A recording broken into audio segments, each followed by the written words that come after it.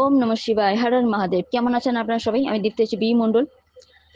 আজ 15ই আগস্ট, স্বাধীনতা দিবসে অনেক অনেক অনেক শুভেচ্ছা আপনাদের সবাইকে।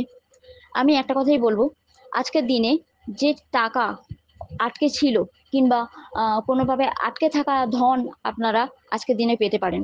আজকের দিনে অনেক বড় খুশির সংবাদ ও গুড নিউজও পেতে পারেন।